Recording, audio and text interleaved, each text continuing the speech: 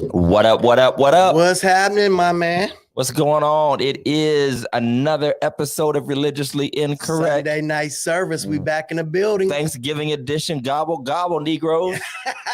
Get your food on. Get your chitterlings on. Fried turkey. Man, listen, fried turkey. And let's just say it right now. Let's say it right now before you say presented by. Listen, don't burn down your house. Please don't. Don't burn down your house. And don't burn no food. Can y'all not burn the food? Yeah. And don't even put your plates on because they're nasty. And don't. Most of y'all plates are nasty. I'm just telling you right now. And don't be coming over with no talking about I got some corn casserole. No. No. Go back. No. Stay at home. No string bean casserole. Don't bring that over. Yeah. Just keep it. Let Big Mama do it. Listen, that's the theme for Thanksgiving 2022. Let Big Mama do it. Come on, and Jeff. if you don't got a Big Mama, pay one. Right, pay one. Hire one. Rent a Big Mama. We are brought to you today by Phillips Care Training, High Street Fitness over in Cortland, Ohio. That's it. Big Mike Phillips, you know what I'm saying? He ready to get you right, get you tight. I know you're about to eat it all up. I know you're about to eat all Thanksgiving. So right after Thanksgiving, he'll probably have a special going on. You'll have a Thanksgiving special. You know what I mean? You can go down there and get yourself right, you know. Jeff be saying for all the fatties out there before we go live. He said, but after you see Big Mama, go see Big Mike. Yes, sir. Not this Big Mike. This Big Mike. This Big Mike ain't going. He can't help you. He can help you in some ways. He'll give you something to lift, something to lift your spirits. He'll make you feel good. But Mike Phillips will make you look good. Right. That's the way that works. Yes, that's the way that works. You might need to see them both. So. You need to see them both, especially if you need to go around the back of the garage after y'all eat. You need to see Big Mike. He got you all covered. He'll make that run for you. You know what I'm saying? He'll make that run for you. Over to the stove. Hey, welcome. Hey, listen, this is going to be a fire discussion. We are hyped. We have heard from Kyrie. We have heard from Kanye. Now we're actually going to hear from an actual person who knows something about Jewish people. But before that, I can finally say it again. Wakanda forever. Right, listen. I want to join that dude. Listen, if I was in the Wakanda world, I would be on his team. Oh, you got to be. I'd be on his team. What was his name? I can't even think of his name. M'Baku. Right M'Baku. He just sounds like somebody who can do damage. You know what I'm saying? You can't even take care of your father. Yeah, right. Your father. Now, listen, here's what I have to say about Wakanda Forever, though. Okay, I have a few admissions because this is religiously incorrect. First of all, and y'all are going to hate me, the action isn't as exciting without the male hero. Shuri just didn't do it for me. Absolutely. Okay. Now, wait a minute. Before we. This is a spoiler alert. This is spoiler alert. If you have not seen it, you might want to turn it off for a minute. If you haven't seen it, because we don't care if you have or not. We're going to talk about it. It wasn't the same for me. And here's the second thing. 2 movies in now, plus the whatever that Infinity Forever with Thanos was. I am no longer impressed with Wakanda. I'm no longer impressed with Wakanda. This needs to go out into the airways because Wakanda is the most advanced, technological, scientific country, resource-rich country in the known world, right? And all of their gadgets fail in like 5 minutes. All their planes get shot down. All their barriers get breached. Old dude just swam up in there like it was like it was Mill Creek Park. They got all right. What's up? He just came out like he in Burbank somewhere. I mean, all their defenses, all their invisible shields, every time they bring out a new thing, it only lasts for like 5 minutes and somebody shoots it down. It's crazy. Here's what I'm gonna say about it.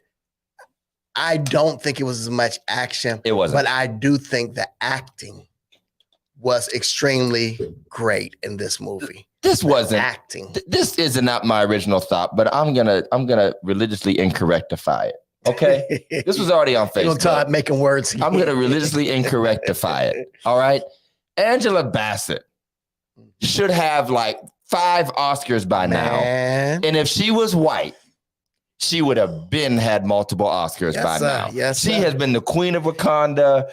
Tina Turner, Michael Jackson's mama. I mean, she got her groove back. She got her groove back. She said cars on fire. What else does Angela Bassett have to do to get a real award? Hey, but sorry. Shuri. She acted her butt off. I gotta say, she acted. And my thing about this movie was the dichotomy and the fact that preacher words, whether she was going to be bad or whether she was going to be good, and how bad could she be, and just finding that balance and who she was going to be. And most of us would be just fine if she went bad. Oh yeah, we were. I was told Killmonger was our hero anyway. Exactly. Killmonger. Exactly. Hey, I think all of us was waiting for her to kill the dude. Was like, right. I'm going. You gonna die today? I mean, we got to kill one. Gotcha. For the culture. Yeah, kill one for the culture. But okay. Let me switch this up. I'll be honest. I'm about to say something else incorrect.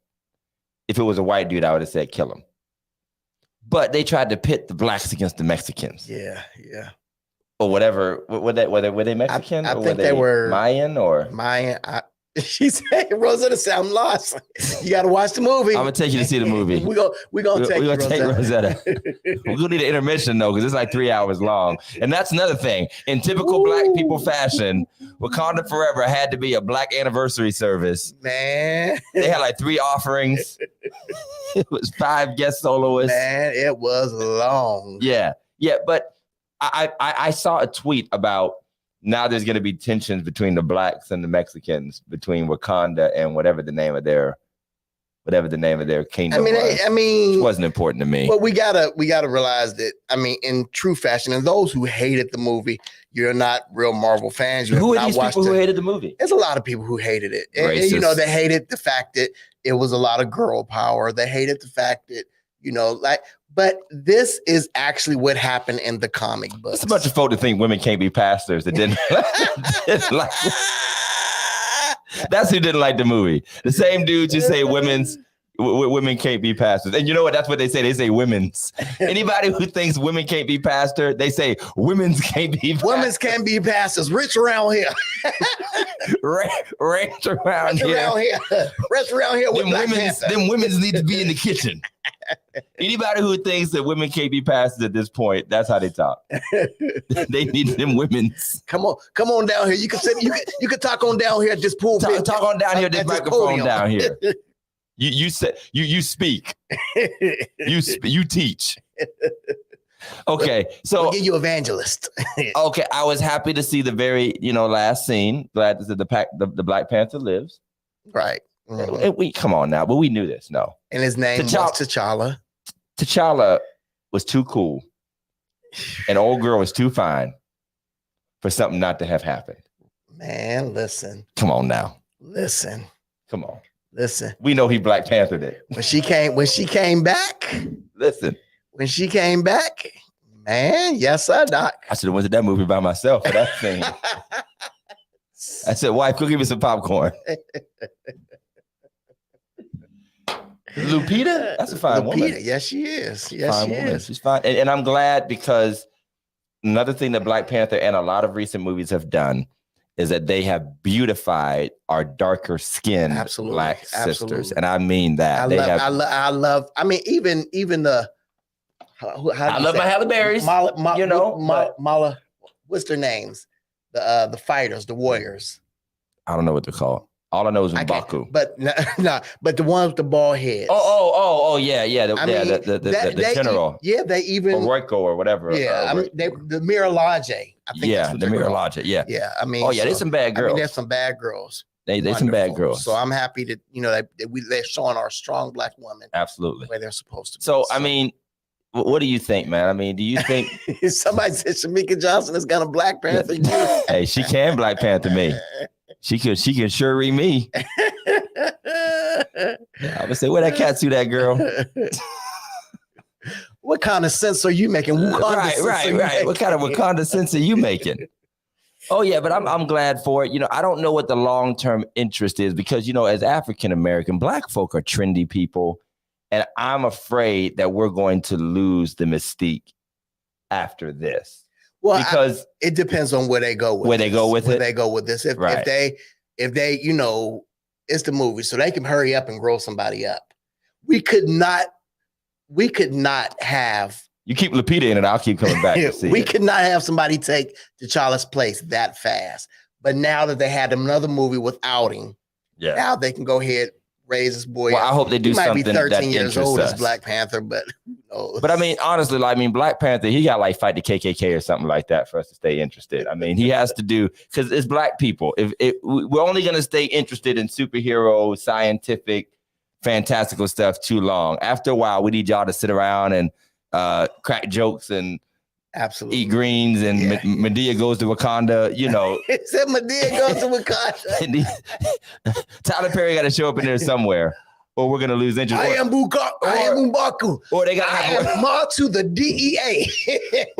or they got to have a Wakanda church, and Donnie McClurkin can be the pastor or something like that. You got to have something to keep us involved. Right. That's just what I think. And that's my fear, is that we'll have diminishing returns from the Black community because we will turn in other directions. Like we had the original Black Panther, and honestly, to be frank, Chadwick Boseman's death probably kept us interested in the second one. Yeah. So definitely. I don't know where the third and fourth or whatever, where it's going to go. I can tell you right now, they're going to get interested in this Ant-Man Part 2 because they got a couple of Black characters in there that, we looking to see. Black people don't do ants. Black people, roaches. That's too close to roaches. That's what I'm about to say. We don't do no ants. I never heard a Black person talk about Ant-Man ever. Out of all the characters, you know why? Because it's too close to roaches. It's too close to the hood. Step on them. We're not doing it. So anyway, if you have any thoughts about Wakanda Forever, you let us know. I think it was a good movie, a long movie. Honestly, I'd probably rather watch the original Black Panther more than once. I don't know if I'd watch that one more than once. Right. To be honest. Right. I thought it was, everybody said it was so much that you're going to have to watch it twice. I don't think I have to. I think I saw everything I need to see. Yeah, you've seen it. Yeah. I mean, I don't think I missed anything. Right. Like I'm looking like there's some secret or Easter eggs or something I might have missed.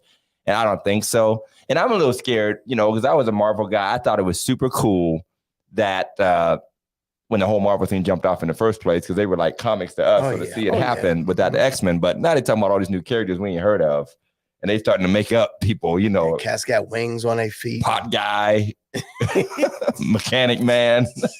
Biggie and Tupac isn't gonna be in the barber dude cinematic universe. They gonna have people that have like everyday jobs, like the jumping janitor. Should not gonna be on there talking about you ain't got no love for Wakanda over here. Leave Bishop Paramore alone. Who did a fine job at Second Baptist this week. Yes, he did. All right, hey, before we go to this, no, I'll do it later. Y'all know what time it is. It's time for Meme of the Week. Because it's Meme of the Week. Meme of the Week. Welcome to Religiously Incorrect, ladies and gentlemen. Meme of the Week. Meme of the Week. Thank you. Send us your memes of the week.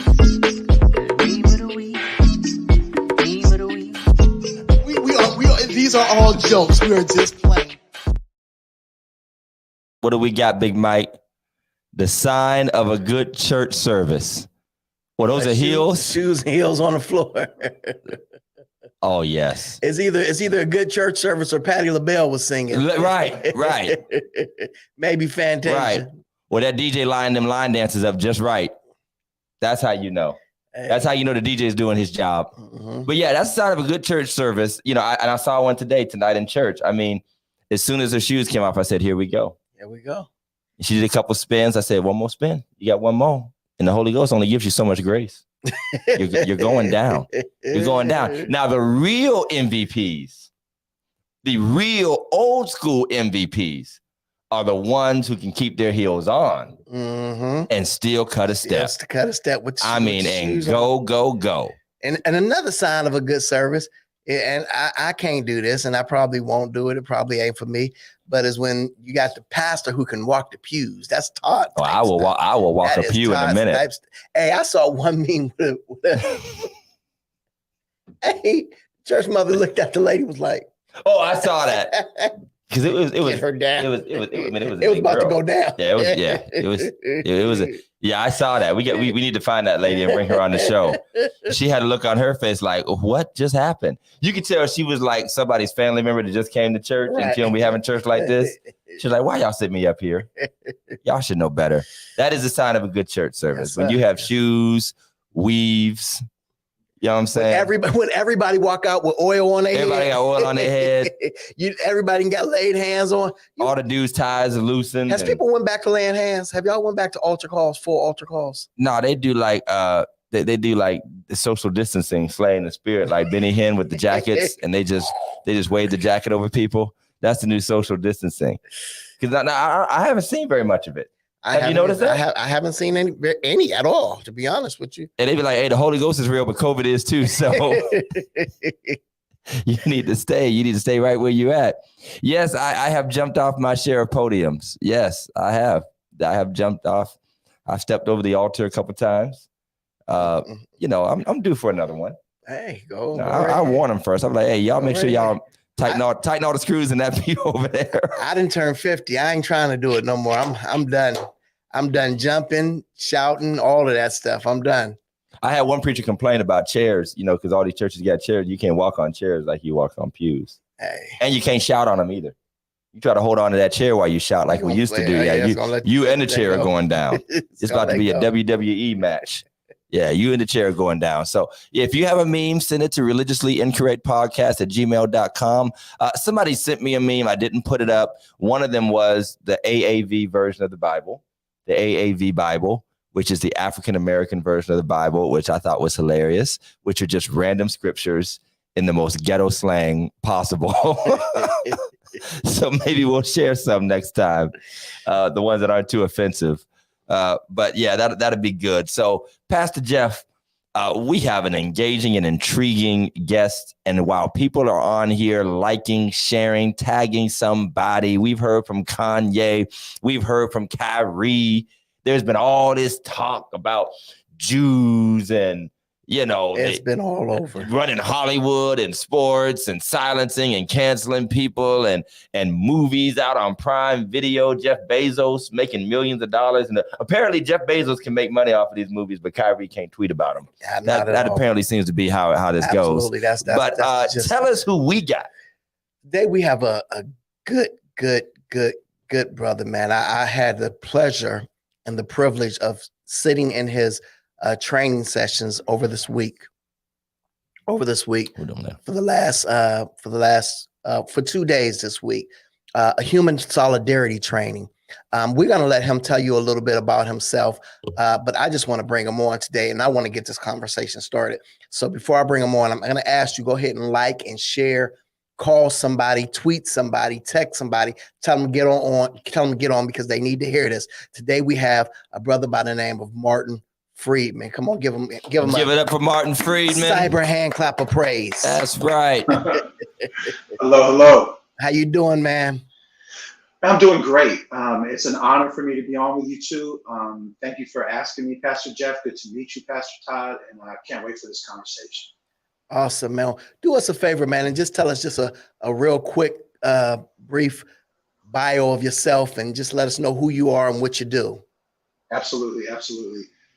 So I am the Director of Strategic Initiatives and a Senior Consultant with the Soul Focused Group. And that's the organization that I work with. I'm coming up on 30 years of working to end racism as one of my professions. I have a background in social work too. I did college preparatory counseling. I've worked inside of the prisons. I've done reentry work. I volunteered inside of prisons. Done reentry work, help people reunify with their children. I've done all different kinds of things. I do want to say, I know it's a brief intro, but I do need to go back to when I was born. I was born a middle-class white Jewish child. No, I was born in a suburb of Cleveland, Ohio, called University Heights, which was all white and all Jewish at the time. And my family moved us when we were 2 to Shaker Heights, which I'm sure a lot of your listeners and viewers are familiar with. And it's important for me to say that because my parents were integrationists.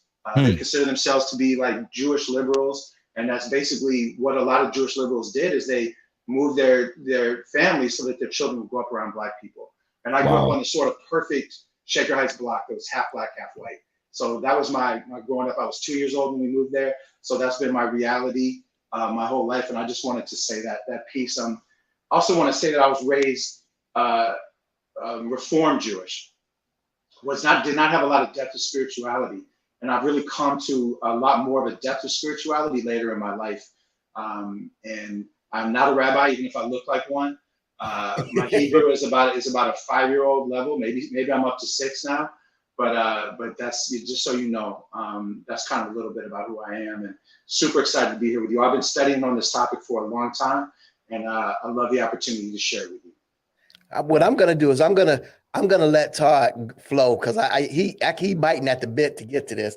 But I just want to ask you a couple questions. I want to let you flow just a little bit about the human solidarity before we jump into the Jew part, because I'll probably be quiet for the rest of the show after that. You about to get blocked on Facebook for saying the Jew part. You about to get this whole podcast the Jewish canceled. commentary. He said until you get to the Jew part. Pastor Todd, I was gonna give him a chance, but we're good. We're good. You know what? While I'm here, we was gonna call the show. You know what I'm talking about. You know what I'm talking about. You know what I'm talking about. How about you know what time it is? What you gonna do? Yeah. So let's just talk about it a little bit. And let me tell the audience, first of all, what drew me to the human solidarity training. The first thing you said to us is you talked about that racism could end in our lifetime. And even after the training, I'm gonna be honest, I'm still skeptical, but I think you made a lot of good points and a lot of good sense. And just tell the audience, why do you feel that racism can end? Because it was made up.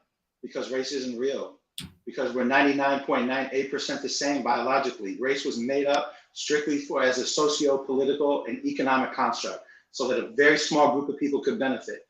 And it now literally lives in our heads. It lives in our subconscious programming. So the Soul Focus Group, and we got to human solidarity because we now see human solidarity as the ultimate act of anti-racism. We spent 25 plus years as anti-racist organizers, trainers, educators, in addition to our other jobs. And what we found is that we were extremely good at reporting on the problem. We were great at being against the problem. We were horrible at solving the problem. And we found we were in a loop, a negative loop. And to get us out of that loop, we realized that actually racism is not about institutions and systems that are outside of us, but we are the institutions and systems. So we actually have the power to make change, not the power just in the sense of fighting, but we have the power to create something new. And if race is a made up construct, we say race is made up, but racism is real, right? But if the real racism is based on a made up construct, why can't we unmake up that construct? That's why we believe it so strongly. We just believe we haven't put our energy into creating the alternative yet, into creating, the answer. So that's my short answer on it. And we'll probably be back in spring, so all your listeners should come to our workshop when we come back. That's absolutely cool. I mean, and to bounce off of Pastor Jeff's question about that, when you say racism, race itself isn't real, but racism is. Correct. What do you say to those of us? Because I think one concern is that out of the construct of race, as false as it is, a certain culture and strength even has been developed in races like the Black race, for instance. And I know that that's a misnomer of its own in some ways, because that sort of kind of congeals a bunch of different ethnicities, under one dark skin kind of banner. But there is undoubtedly now this unique, strong, based in pain and shared trauma, but also pride and courage and heritage.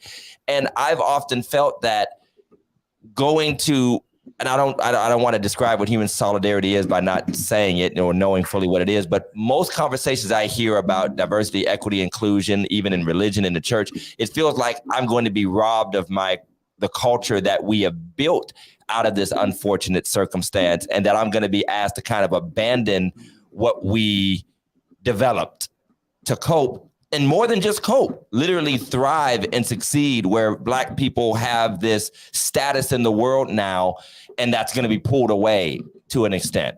What would you say to that? I'm gonna answer your question with a question. What's the difference between Black pride and white pride? What's the difference in this country? What's the difference? White pride is normally seen as racist, and Black pride is normally seen as some sort of response to racism that, you know, has developed as sort of lifting us up from a lower place that we've been put in.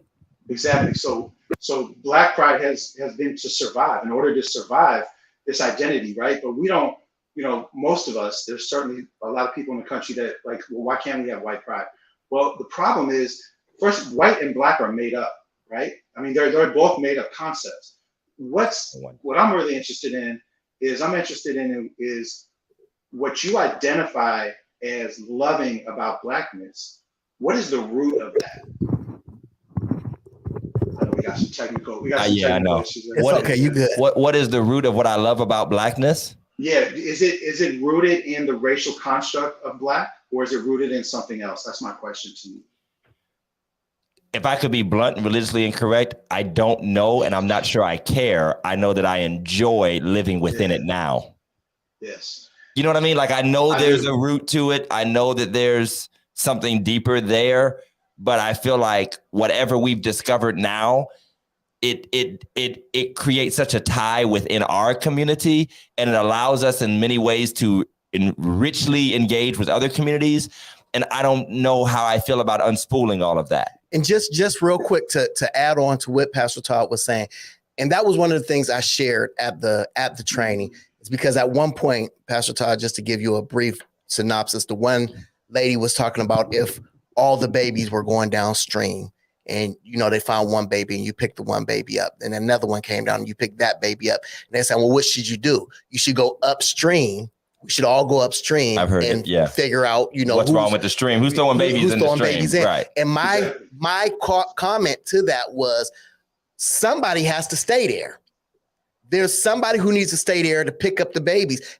Everybody can't go upstream, because if we do, we're going to lose some of the babies who are being thrown in at that time. Some of us are having a great time with the babies we caught, and we were really enjoying this. What I'm saying is this. Daycare we got. What I'm saying is that some of the systems that have been in place, I believe, are good systems, and they have worked because of the fact that obviously I can vote. Obviously, my kids can go to the same school as white kids. I'm saying, let's not throw away the baby with the bathwater. Yeah. No, I feel it. Can I ask one more question? Sure. Yes. Go ahead. Do you think that what you love about being Black would get stronger or weaker if racism is gone? I think it's such an unknown on what we call racism being gone and what that ends up looking like. I don't think I could educate in an educated manner. I don't think I could answer that with such an unknown, because I don't know what does that look like. And maybe my crutch is, unfortunately, our idea of racism being gone comes from often a conservative mindset, or that this colorless, colorblind mentality of, you know, let's remove all barriers of race.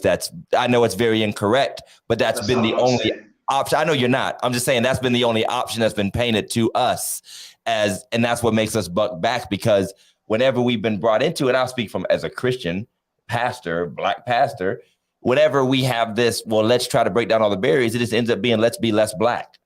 Right. And I'm saying, and unfortunately, that's what most of our experience is. It's not a broader conversation. It's usually, and I hate to say it in church parlance, but it is. In church parlance, is if we bring everyone together, we have what we call a multi-ethnic or mixed, you know, and we're trying to break down those barriers. It usually means you start to diminish the ethnic effects, and you just kind of mellow out to what I call the default status, which is usually white culture dominating everything. Oh, yeah. And unfortunately, what I'm saying is that's our frame of reference, because we haven't encountered deeper questions and different approaches that you probably are championing.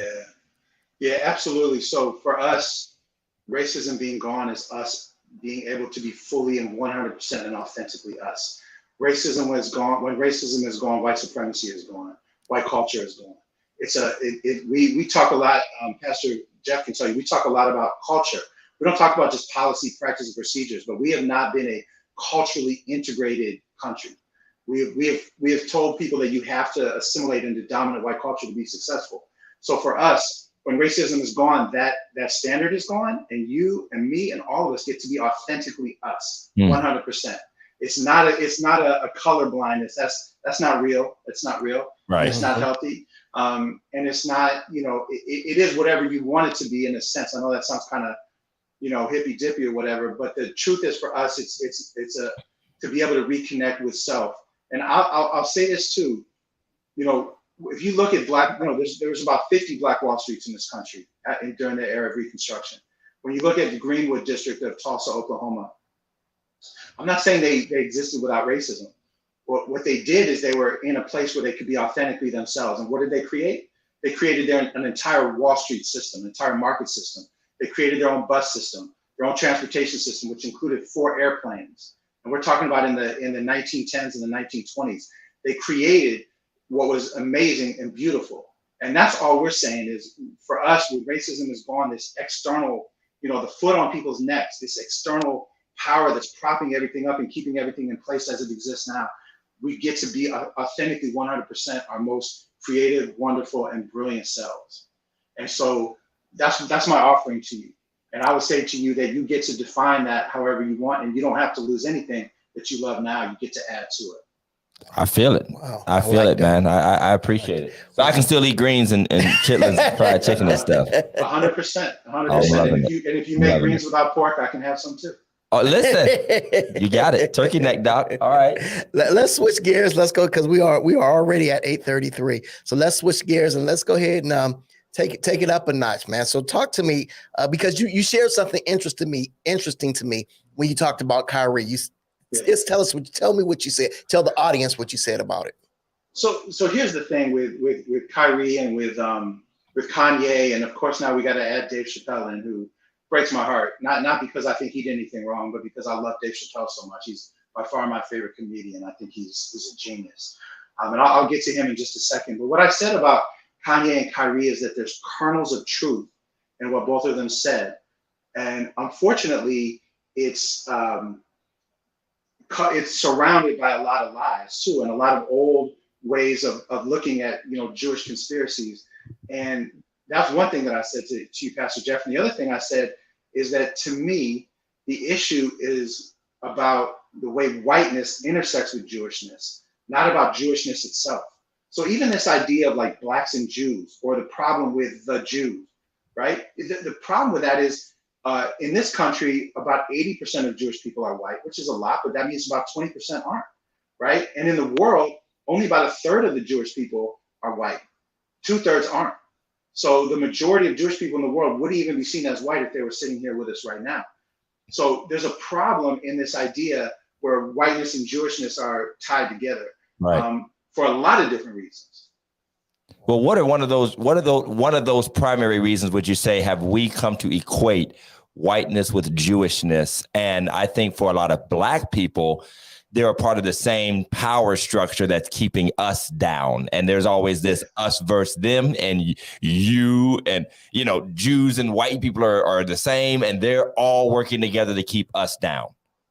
So first of all, the original Jewish people, as I understand it, which is why I say there's some kernels of truth. And I've researched this a lot. And, the original Jewish people were Africans, right? I mean, we can talk about Asia subcontinent, Run that back one more time. Run that back. I just tagged Kyrie. I said every Jewish person has always been white from the beginning of time. Lily white. Of course. I mean, we know the original human beings come from Europe, right? Right. That's where they come from. Right. Of course, we all know that. The Sweden, I think. And then we all came down because it was too cold. So everybody came down. Yeah, they had to go on vacation. They had to go on vacation. One of the things I have to watch myself with you all is I love the incorrect part of it. So I could just we can go there with you the whole time. So, but the way I've researched it and understood it. So and I'm not a biblical scholar. You all probably know way more. No, you all do know way more about the Old Testament than I do. But I met with a rabbi when I was researching, met with a whole bunch of people when I was researching Jewish identity. And one of the things he said to me is the destruction of the Second Temple by the Babylonians. In the scripture, it says that Jewish people scattered everywhere as the diaspora, right? But one of the places that a lot of Jewish people went was farther south into Africa. So if you can, to hide from the Babylonians. So if you can go farther south and hide from the Babylonians, and this rabbi had never thought about this before. As I brought up this idea to him, he said, oh, you know, that must mean that they would have had darker skin, you know, more curly hair. They would have meshed in with Africans. So the idea of who the original is has been really lost. And it's been lost because of white supremacy. When Jewish people were excluded from whiteness for a long time, right? And they were excluded from Europeanness for a long time, right? Made to be separate, not allowed to own land, not allowed to do a lot of things. So you know what Jewish people did? They got jobs where they could kind of be in the middle, like the debt collectors and the money handlers and a lot of jobs like that. That's what they did in Europe to survive, because they were in constant danger of you know, being oppressed, and they didn't have full rights. The reason why the streets were paved in gold for Jewish people, because I've always said that the gold that the streets were paved with for Europeans, it was white gold, right? White gold. So you know, when we were allowed to come, and let's be really clear, Jews were only allowed to come for a certain amount of time, because there were quotas put on, right? You mean to America? Yeah, to America. Yes, but prior to World War II, there were quotas put on. Jewish people were turned away. You know, there's famous stories about this. The movie The Exodus. Jewish people were turned away. So there was a finite amount of time from around the 1870s into around 1925, 1930, 35, maybe at the latest, where Eastern and Southern European Jews were allowed to come here in a large amount of folks, and then quotas were put on. And so the reason why we were allowed to come, that's where my ancestors came in that wave. We were allowed to come because while we weren't fully white, we also weren't black. Wow. And the idea of the true founders of this country, when they decided to go with a racialized version of a government, which they did, and they legalized and codified race in this country, they said we always need to try to keep a majority of white. So you can't be white right away, but if you mind your P's and Q's, then you're going to be able to be white. So we were brought here to keep white in the majority, and we had to assimilate into whiteness. Enough of us had to, in order for us to be able to, you know, in order for us to be able to access the wealth and you know, to get access in the United States. In order to get access, you had to be white. So we were allowed to be white, not until after World War II, fully white, I should say. We were a type of white when we got here, not the right kind of white. Right. But over time, we were able to become fully white. And I'm sorry, let me just stop there, because I could just go on and on. So you go. I'm feeling it. And I mean, I guess I would just add on to that question. Would it be fair to say that by gaining that status over time, would it be fair to say that those Jews who passed as white, walked fully in that whiteness, that they took full advantage of that whiteness, and that they are a part of that sort of 100%. Combined power structure? And that might be in part what the Kyries and Kanye's of the world are talking about when they say that there is some participation from Jews or whites, or they just kind of lump it all in together. And I'm not saying that they're right, but like you said, there might be a kernel of people really have, you know, because we got folk in the black community, obviously, we call sellouts and Uncle Toms and all that kind of stuff. But we're like, hey, you took advantage of your status. As soon as you got out of the gutter, you took full advantage of the position to prosper yourself and be a part of something that wasn't originally yours. Would it be fair to say that that does exist? And in what measure do you think it exists? I mean, I would say that it definitely exists, and it definitely exists in a good measure.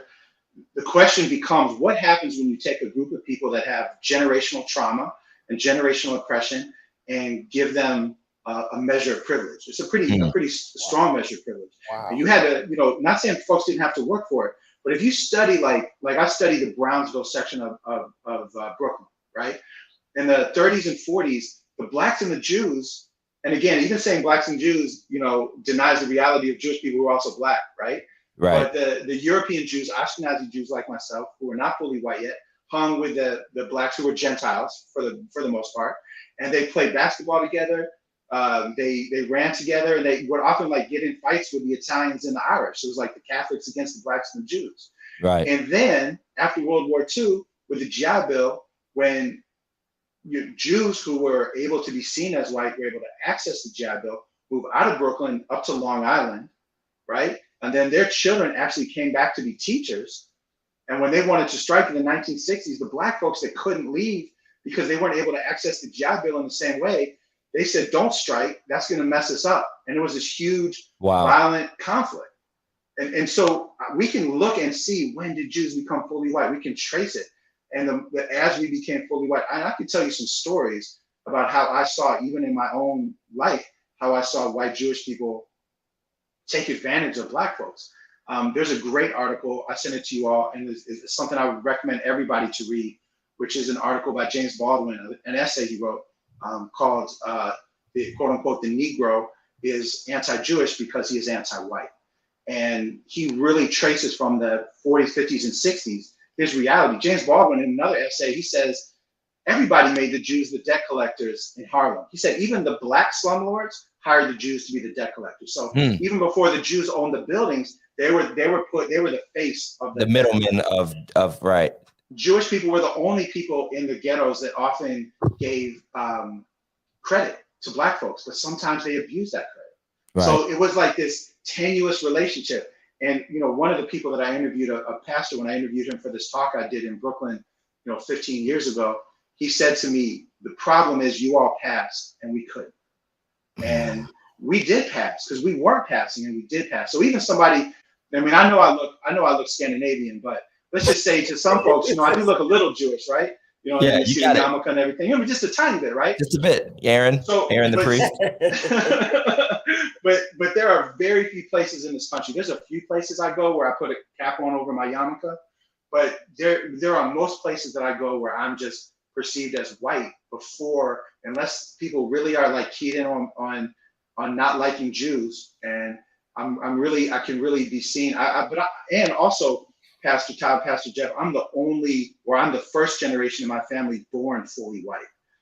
Both my parents became white in their lifetimes, fully white. Wow. So let me ask you this, because you talked, and I'm glad you went there, that both your parents became fully white. Yeah. So you said you were basically born and raised. We're at in Cleveland. What was the Shaker place? Heights. Not Shaker, before Shaker Heights. He said Jewtown. University. He was in Jewtown. So that's a Jewish community, right? University Heights. This is what's wild. It was when I was born. It was all white and all Jewish when I was born. Right. So not anymore. So your parents, did they move you to Shaker? Because obviously Shaker that's what Zanzibar is, right? Right. Yeah, that's where we get soul rolls. That's soul rolls. That's it. So did they move you there on purpose so that you could be integrated? Yes. They wanted me to grow up around black kids. That's what they wanted. Wow. But they wanted to assimilate to white, but they wanted you to grow up around. Is this correct? Am I hearing this right? Yeah. No, I got you. I totally get the question. So they had already basically assimilated into whiteness. And because of this, there was the civil rights movement was just getting going. I was born in 1963. They moved us in 1965. So there was a movement. They were integrationists. They believed in integration. And so they put their beliefs, forward, and the Shaker Heights had a planned housing, they were the first city of its size to desegregate. So when you went there, they would give you preference to buy a house in an area that was a majority black, or an area if you were white, and vice versa, right? If you were black, they would give you priority into a majority white neighborhood. So they were purposely integrating, and my parents liked that idea, and so they bought a house there. And literally, like I said, the block I grew up on was half white, half black. And so we were, I was raised in my black friends' households by their parents. I was raised up by them, and my friends were raised up by my parents. And it was a great experience for me, amazing experience for me, because it's a humanizing experience, because you see the humanity, you see the good, the bad, and the ugly. I was called trifling when I was 6 or 7 years old. That's what I'm talking about. Get out of, they said, my friend's mom said, get out of my house and take your trifling little friend Marty with you. That's what I'm talking about. So that's an experience.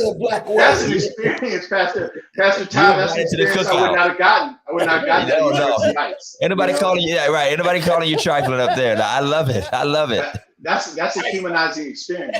They say it real trifling.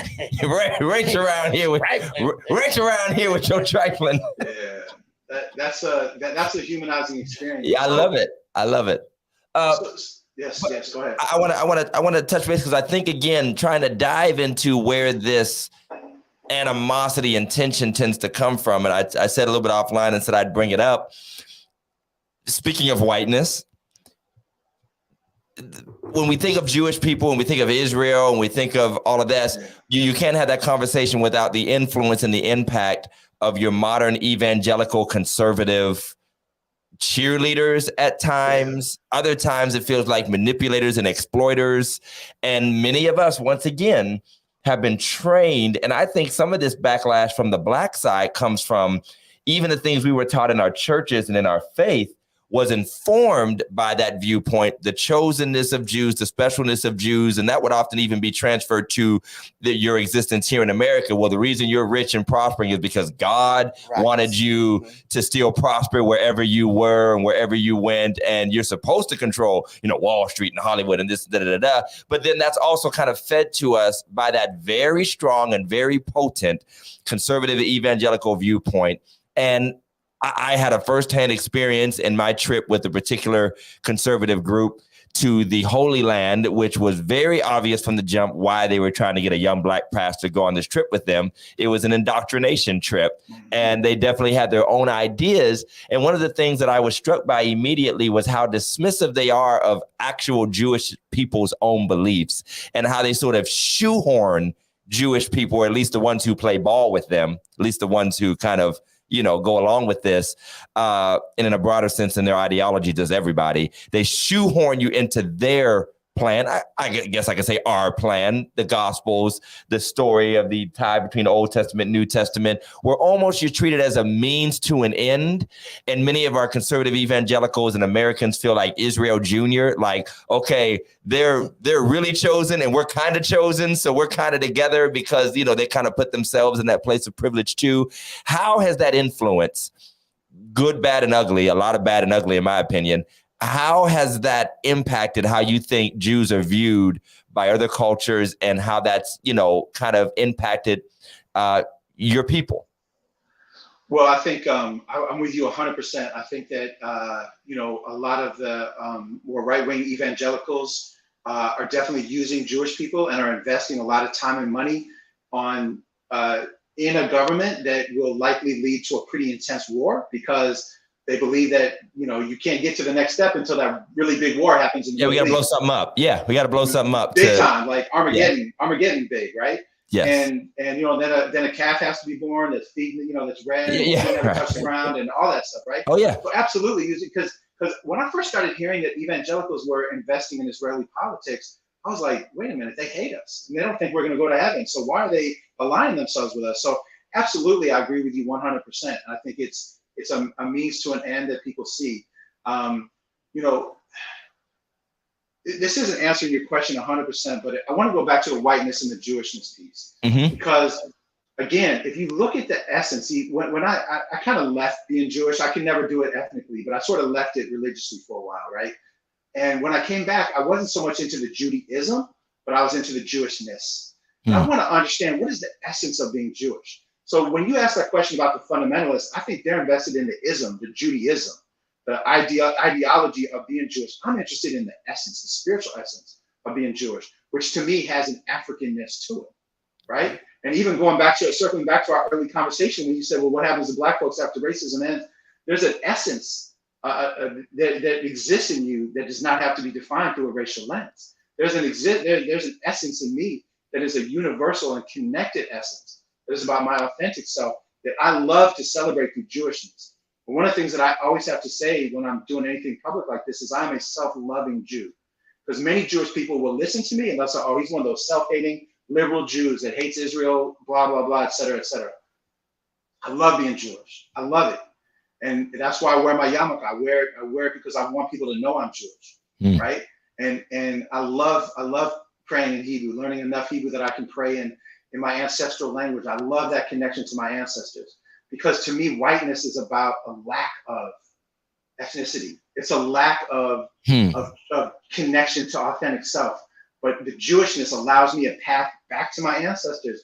It allows me a spiritual path to the one, Hashem, the one God, right? Which is to me the higher power, the universal being, the essence, right? And that's what I'm interested in. And we have lost that.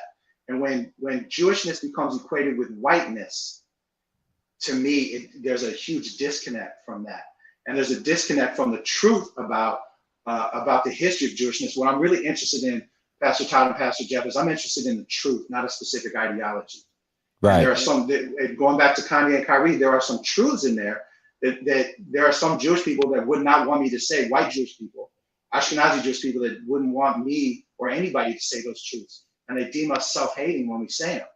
But right.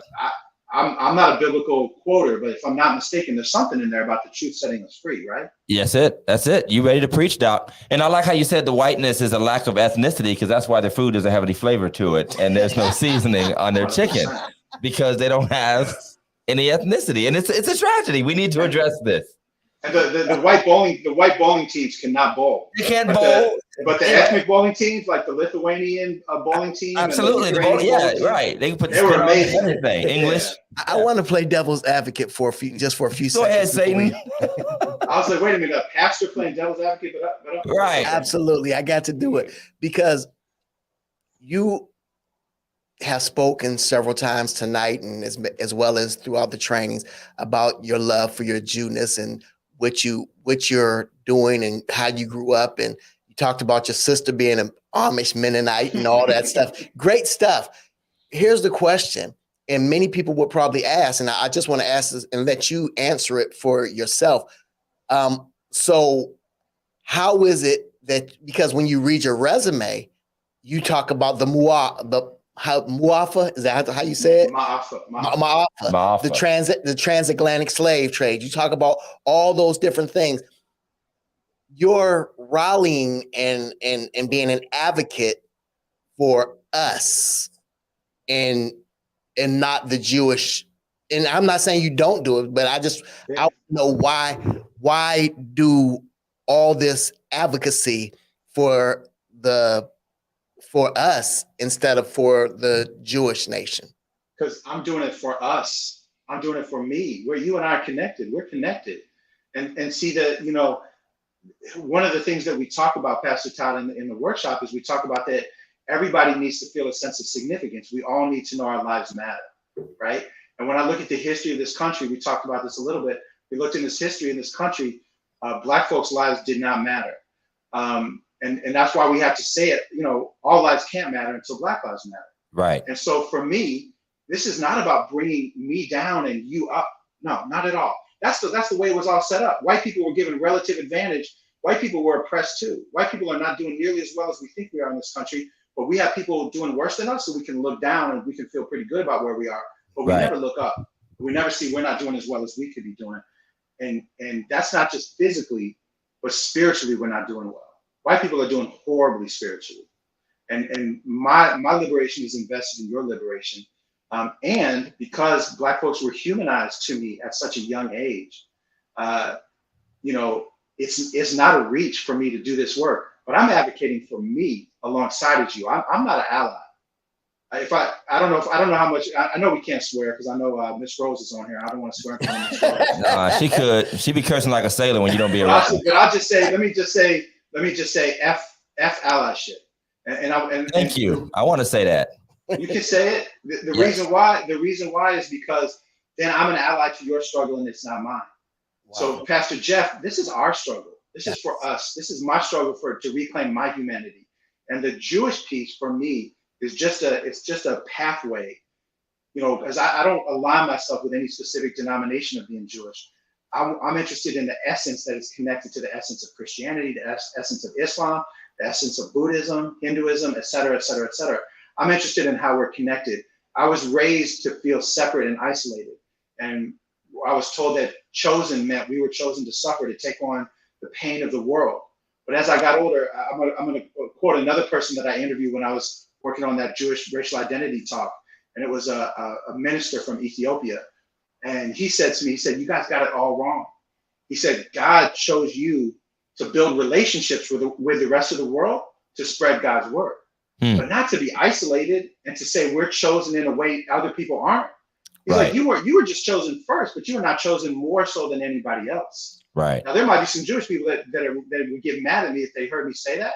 But the truth is, all we were chosen to do was be in relationship with people to spread God's word. And we did a horrible job at that. Wow. Wow. And I like how you said that white people are doing a horrible job spiritually. Yeah. Because that's why they clap off beat in church all the time. And the music is boring. Okay. All right. I do have a real question. No, I have a real question. I'm in agreement. I've been in both. I've been in black. I know you have. Yeah, you can't help but agree. You can't help but agree. It's an undeniable truth. It's going to be a Jeopardy category pretty soon. So what do you think about Black Israelites and the individuals, as we mentioned earlier offline? I mean, they take a very aggressive stance, not just sharing in Jewishness. They simply feel that anyone who is paler skinned or light skinned is not a Jew at all, and they are the real Jews. And, I don't know what the ritual is. I won't pretend to understand or know, but they obviously take a very aggressive stance or movements. And I've watched people gain interest in that movement.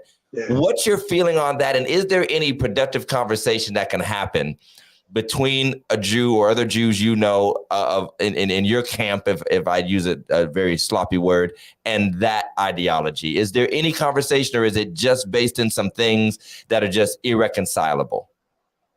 Well, nothing's ever irreconcilable to me, but I can only have a conversation with you if you think things are reconcilable. But if you believe your beliefs to be absolute, it's going to be hard for us to talk for anybody.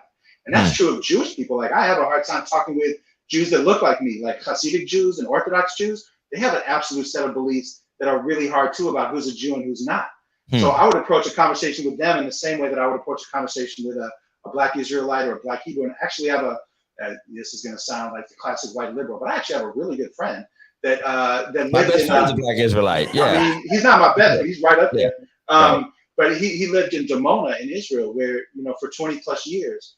And we've had conversations about this. And what he says is, see, being Jewish and being of the Hebrew tribes, they're not the same thing anymore, right? So being Jewish now is something that you can convert into. It's not a race, right? But what Black Israelites are saying is that the original Hebrews were African. And so anybody that's not of the original Hebrews would not be considered to be Jewish. But for me, there's a separation. And one of the things that my friend has said to me is, like, he said, I love that you all kept Jewishness going while we weren't connected to our Jewishness because of colonization and tribalism. Said the Hebrew tribe, if you want to say Black Hebrews or Black Israelites, he would say that as they were being disconnected, Europeans who were also connected through the diaspora, some who converted into it, kept Jewishness alive. And so he sees a connection to it. Now, him and I, we're brothers. You know what I'm saying? Somebody that has a set of beliefs where they say that they just tell me I'm not Jewish, it's going to be hard for us to have a conversation. Right. I'm not going to tell him he's not Jewish. But the problem is the Orthodox Jew, the Israeli Orthodox Jew, who's trying to kick everybody out of Dimona and not give their children Israeli citizenship, that's problematic. But it's problematic because people are putting an absolutism. Look, let me just say this real quick. Being Jewish is a culture, it's an ethnicity, it's a practice, and also because of tradition. If your mother was Jewish, you're born Jewish. And you can convert into Judaism, and if your conversion is recognized, your child can be born Jewish. It's not a race. Wow. It's not a race. It's an ethnicity that you can convert into, and your child can be born Jewish. Right? I was only born Jewish because my mother was Jewish, and that's how I'm recognized. But for half of my life, I didn't practice Jewishness. So was I a Jew or wasn't I? Wow. A converted Jew, a Jew that converts, isn't a Jew for the half of their life, but they know more about being Jewish than I do, because I would say that a lot of us that were quote unquote born Jewish are kind of lazy, because we get to be Jewish just by being. We don't have to study the scripture. We don't have to know Hebrew. We don't have to read all the Psalms and to really understand David's struggle. And We don't have to know the spiritual depth. We get to be Jewish. You just are. We just are. Yeah. And to exclude people from that is not right. And also to not recognize that a high percentage in the world, a high percentage of Jewish people will not be seen as white. There are many other Jewish traditions. There's African Jewish traditions. There's Jewish traditions from everywhere in the world. There's Sephardic Jewish traditions and Mizrahi Jewish traditions and Arabic Jewish traditions. There's so many different kinds of Jewish traditions, but in this country, it's coalesced around Europeanness and whiteness. Right. And Scott, one of our regular, and we do have it, by the way, we haven't broken for any questions, but let's do a quick thing right quick. If you guys have any questions, we have one that I think we all can kind of tie in on it in a second. Type your questions in. We're going to give the last 15 minutes or so to some of these questions, but I do want to acknowledge our sponsors while you're thinking of those questions. And that is from the Phillips Care family of businesses, Phillips Care Cleaning Services, residential, commercial, Martin Fernando. If you need anything done around a building, maintenance, repair, replacement of any type, you want to hit them up. They serve the Tri-County area and beyond. And while you're at it, I'm through with leaves. It's snow time now. Check out Phillips Care Lawn Services. They do everything from leaf removal, grass cutting, and yes, they do snow plowing and salting of large and small jobs. Check them out. Call our man Fernando at 330-219-7916 or visit Phillips Care LLC on Facebook. We wanted to make sure we acknowledged our sponsors. Now, I have a question. Real quick. I just want to throw this in there. And I'm not saying don't call Fernando, but I'm telling y'all to pray for Fernando. I don't know if you heard, somebody stole one of his trucks with 2 of his zero turns. Stole the whole truck, the trailer with 2 of the zero turns on there. Y'all don't like ugly. They sure enough don't like ugly. Didn't you say F allyship? I want to F something else. I want to F some other people. I was about to say trifling. Just trifling. They're trifling. That's a better word. Just trifling. Scott had a question. I think it's more about the African side of things. And it started with, if everyone is from Africa, why do we imply that from Africa always means black? And then he follows up with West, South, and North African all look distinctly different. I would say that Mr. Friedman addressed that. The construct of race that was created by white Europeans, by and large, at least in the modern era, decided that Africans mean black with very little exception. Perhaps a few Northern African nations or what have you might have some different, and we do know that South Africa and some other areas have been dominated by Europeans and they're considered Africans, even though they're technically ethnically not. But that was decided, and black people, and we still have distinctions between Haitian, Jamaican, African, certain parts of Africa, this, that, and the other. Very strong distinctions. If you mess around, I know if Pastor Tatum's on, she'll tell you there's definitely from Barbados, different places, Trinidad. But we didn't decide that we were all just going to be black. People removed through hatred and racism all those ethnic distinctions. That's right. Through slavery, transatlantic slave trade, colonialism, and decided if you're dark-skinned, anything mulatto and below, basically on the color scale. I had a grandmother who could pass, so I know what that's like, being able to pass. They decided that. And so we just, over time, after a certain time of oppression, there was also a certain type of embracing and strengthening and courage where we're like, hey, that's my black brother and sister, wherever you are. That's my dark-skinned brother and sister, because we have a shared heritage.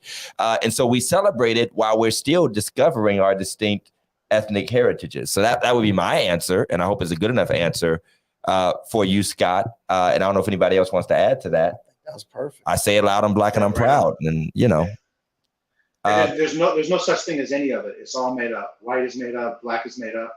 Nobody in Africa was calling themselves black before colonizers came.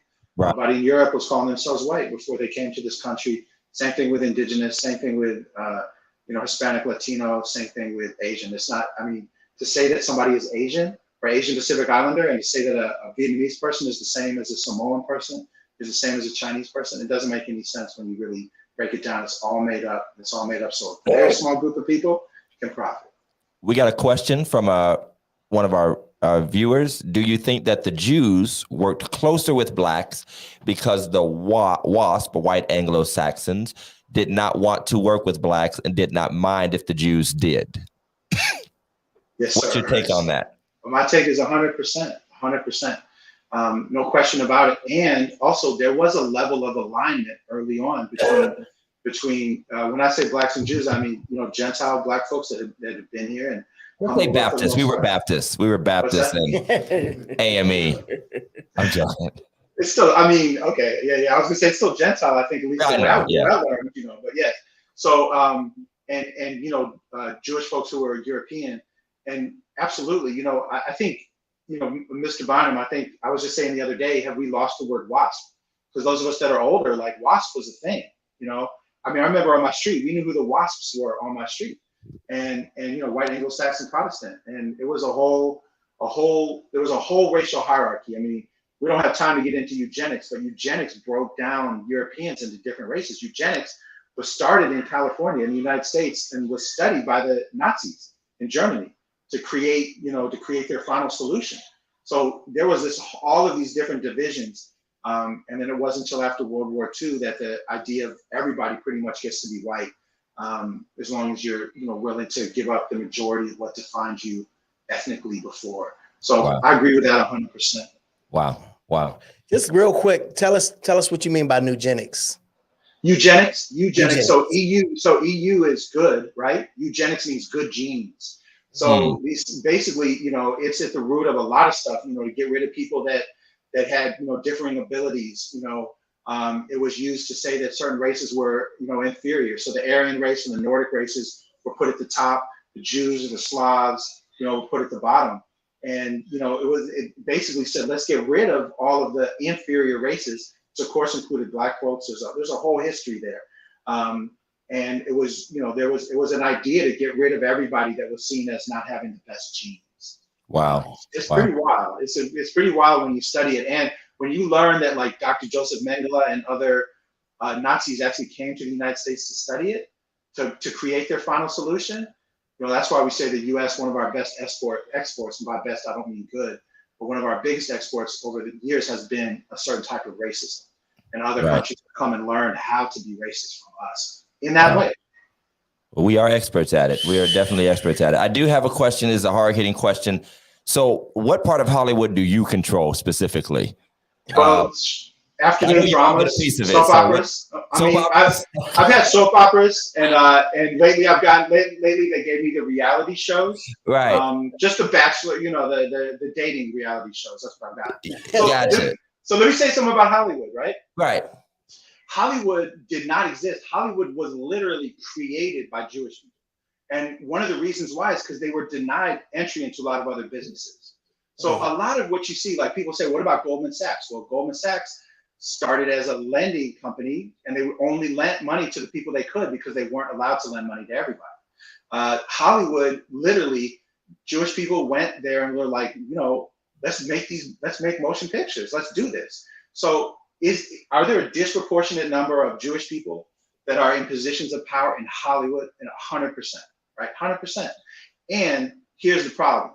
The problem isn't their being Jewish, but the problem is, in my opinion, it's the whiteness of them, not the Jewishness of them. Because like check this out. One of the reasons why Al Jolson and a lot of actors that did blackface early on, they were Jewish actors. They couldn't play Jewish people in movies.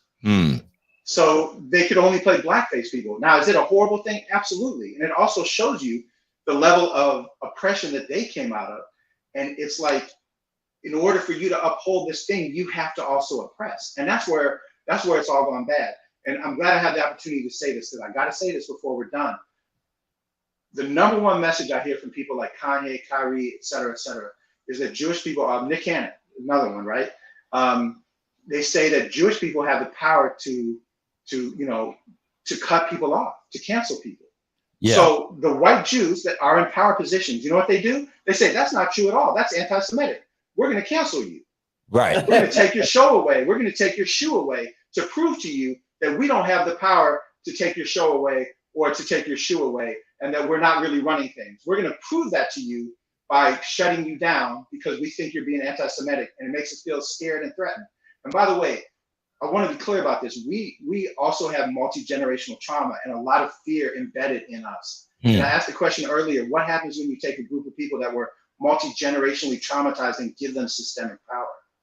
And that's the key that we're not working on. We're not being honest about it. It is time that we get honest about where we align ourselves. When we're triggered, when Kanye triggers us, Kyrie triggers us, we go to our whiteness, not our Jewishness.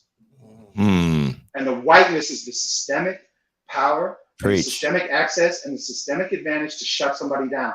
If you all irk to me right now, I was gonna say the P word, but if you all irk to me right now, right, and if I went to my Jewishness, if you all said something that really bothered me, I could go to my Jewishness and I'm like, oh, you know what, pastors, that's such an interesting point. Let's debate that.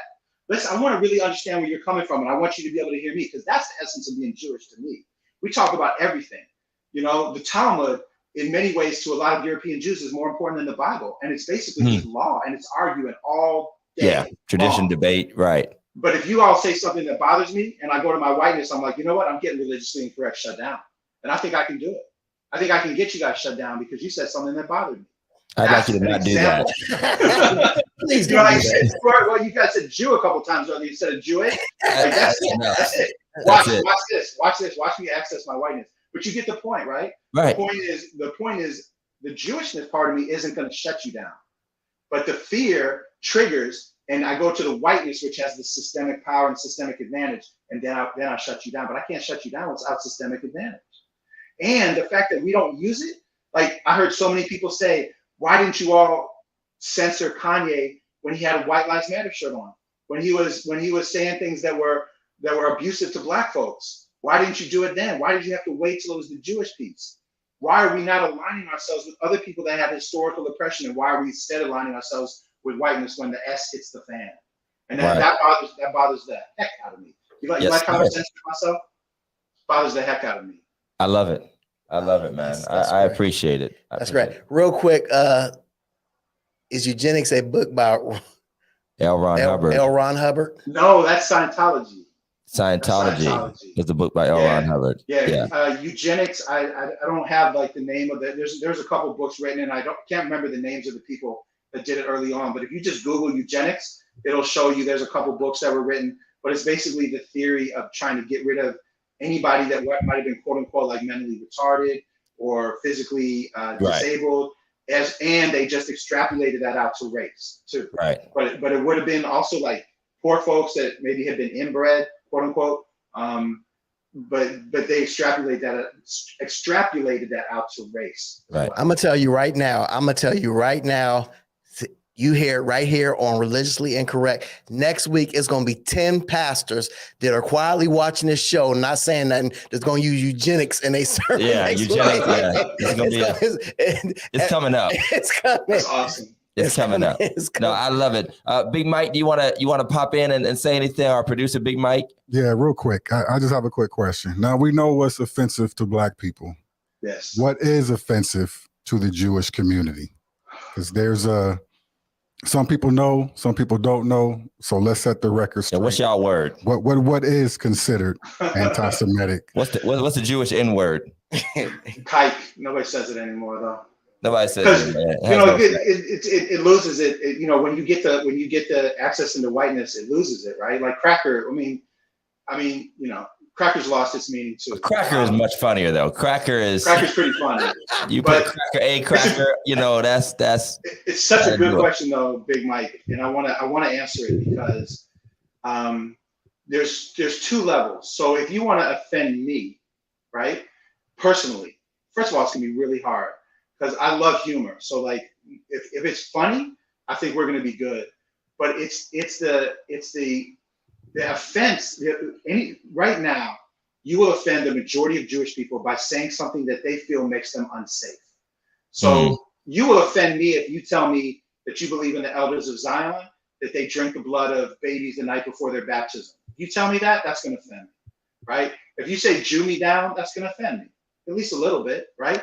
Because there's certain stereotypes and it takes my humanity away. But the reason why folks are quote unquote getting in the trouble that they're getting in right now is because they're saying things that make Jewish people feel unsafe. Here's the problem if you do that without a race dynamic. What power, systemic power, does Kyrie and Kanye and Dave Chappelle and Nick Cannon and do Black folks in general have in relationship to Jewish people? And if we're going to double down on our systemic power, when you say something that offends me and I shut you down systemically, that's going to widen our chasm, not bring us together. So there's very little that you could say that will offend me. And actually, the more we shut people down, the more scared I get, because we're going to get to this place where everybody's about to hate the Jews. Right. I don't want black people to hate the Jews. I want you to like us, you know? Because like once the black people start hating the Jews, we've already got a whole segment of white people that hate the Jews. No, I don't like that at all. So I would just say that, you know, if you say the Holocaust didn't exist, you know, which is crazy to me, because, you know, everybody I know has family members that passed in it. And I went throughout Europe, and I mean, they did a hell of a staging job, because I saw Auschwitz and I saw all kinds of stuff. So they really built some stuff up if it didn't exist. But just those kinds of things. But to say that like original Jewish people were black, the fact that offends white Jewish people, that I would disagree with. So I can't really give you the full lexicon of what will offend Jewish people, because there's a lot of things that offend Jewish people, which I don't think should, because we think we have to hang on to something so tight in order to not be oppressed again. And I will argue that the tighter we hang on, the more we like push people down, the more likely we're actually to be oppressed in the end. Wow. I mean, you have opened up my eyes and my heart in some ways. This has been an amazing conversation in my view. If you've been watching, and I almost said, were you blessed by the service? But if you enjoyed this Black Preacher Baptist talk coming out, did you have it? Did the Lord move tonight? Did not your hearts burn with fire? Did not your hearts burn with fire as the man of God? But if you appreciated Martin Friedman's perspectives and opinions, and I mean, just the knowledge and I mean, he spit some knowledge. Absolutely. Yeah. And if you saw on there, Elder Carter said he will be back in March, I think. Right. Get your offerings ready. Get your offerings. Because he was here the other day for free. So y'all missed out on that. Oh, it's going to be a charge? This one, he coming back, he wants some money. So this is going to be a charge? Yeah, it's going to be some money. Y'all going to have to come out y'all pockets. That's why we have problems with Jews, man. It's back to this money again. I knew you were going to say that. Soul Focus Group is owned by 2 black men. Just want to say that. The 2 co-founders. Yeah, they just put me out. They just put me out here as the middleman. No. I love it. No, I absolutely love it. But hey, we want to shout out your website, soulfocusedgroup.com. That's soul as in soul food, soulfocusedgroup.com. You can reach out to Martin at soulfocusedgroup.com. We'll have his link on our webpage and on our Facebook page later on. But I want everybody to give it up. Get those hand claps, those emojis, give it up for Mr. Martin Friedman. And there is so much more that we could add to this conversation, but we're about at our time. We're going to have you back. Definitely have you back. We're going to get the turkey ribs ready for you and the greens and, the kosher dressing and all that stuff ready. Did you guys go to see Staples? No, we didn't. Okay. That was for my friend anyways. Okay. Gotcha. We didn't make it though. Okay. Well, next time, when we're back in Youngstown. I love Youngstown, by the way. Just as long as I see more Browns fans and Steelers fans, we're good. Listen, man. There you go. You are. Did y'all say definitely... F the Browns? Somebody said F the Browns. I think that's what you said. But hey, let's give it up, y'all. We appreciate you. Thank you so much. Stay on with us, Martin, real quick. We're going to shut this out and shut this down. Stay on. We're going to take you out. Listen, this has been a wonderful, amazing conversation. I tagged Kyrie and Kanye. I was going to bring them on. They texted me back and said Kyrie was playing. Kyrie left the court and said, I need to be in this conversation.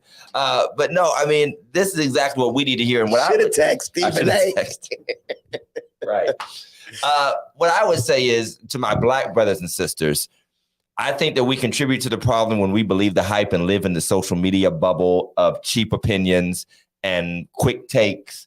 And I know that oppression and trauma can build some barriers and some hardness and you got to find somebody to blame. But I think that I honestly believe that our Jewish brothers and sisters are the wrong people to be pushing. Just block Janice, by the way. Block Janice right now.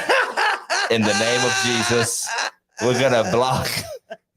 We rebuke that spirit. I tell you what. Thank you, Janice. You are A1 in my book. Y'all lost too. Yeah, we lost too, but hey. It's never as bad though. When are you gonna start picking on the Browns fans, Janice? How much money do I have to pay you to turn your energy to the Browns fans? But no, seriously, we don't need to turn. Like, I really feel like this is a battle of power more than it is race. And I think we need to work together. But obviously, we're still in a race construct and a race reality where that's still going to be a part of the conversation for the time being. Right. But I think we need to be careful where we point those arrows and efforts at. Right. And I hope that this conversation helps people to do this. I'm going to tag some people that I have seen get involved in these conversations and debates and see if they won't watch or listen or find some spots. And I hope that they're enlightened by it. And religiously incorrect isn't all about ignorance and being trifling and rage around here. Once in a while, we say something that's worthwhile, you know. So we thank you guys so much for being on. We thank Martin for being on so much. Pastor Jeff, you want to say anything before we go? And just thank y'all. Thank y'all. Continue to watch. Check us out next week. We'll have another hot topic. We got some hot ones coming. We'll have a Nazi on next week. We're gonna have a black Nazi on next have week. Somebody come on and say, "Hey, Bendejo." All right, now it's time to go. Jeff should be canceled. Hey, all you people with whiteness, I want you to turn your guns on Jeff. All the whiteness out there. Hey, Holmes. See. Hey, Holmes. Okay. Follow us on YouTube, Facebook, Twitter, and Instagram. Until next time, we love y'all. Mute Jeff's mic, but we don't have a show next week. Y'all take care.